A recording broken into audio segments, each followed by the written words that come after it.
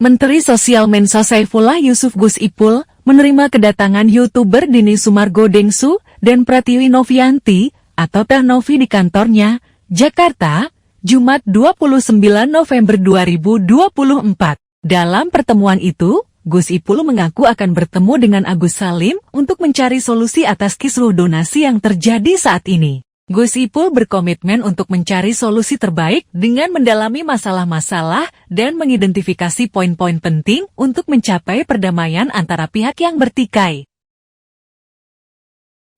Nah, mempelajari apa yang kita ikuti beberapa hari terakhir kaitannya dengan pengumpulan uang dan barang. Itu istilahnya begitu kalau dalam undang-undang. Dan ini menyangkut wilayah kerja Kementerian Sosial. Di mana terus terang saya lihat ini semuanya berawal dari niat baik. Semuanya ini berawal dari niat baik untuk membantu saudara yang lain yang membutuhkan bantuan kita. Tetapi karena satu dan lain hal kemudian menimbulkan kesalahpahaman. Nah, untuk itu saya ingin kembali kepada niat semula ini. Kita ingin kembali kepada niat semula untuk bisa saling membantu agar tidak menimbulkan kesalahpahaman di tengah-tengah masyarakat. Saya apresiasi Mas Densu ya yang luar biasa menurut saya, kepedulian terhadap sesama.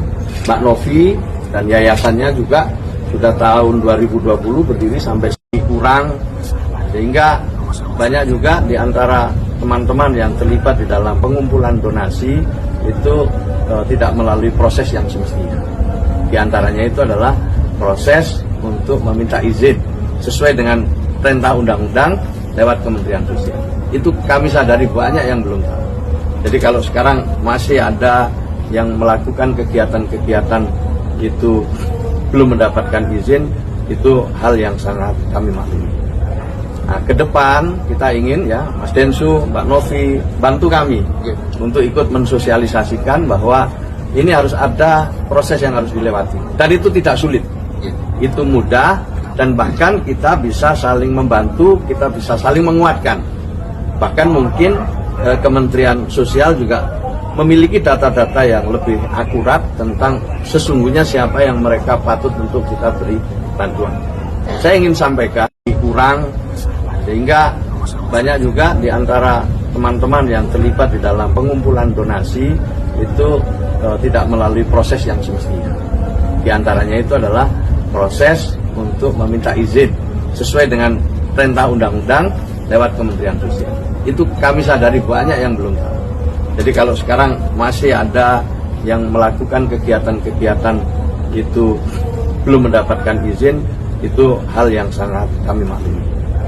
Nah, ke depan kita ingin ya Mas Densu, Mbak Novi bantu kami untuk ikut mensosialisasikan bahwa ini harus ada proses yang harus dilewati. Dan itu tidak sulit. Itu mudah dan bahkan kita bisa saling membantu, kita bisa saling menguatkan.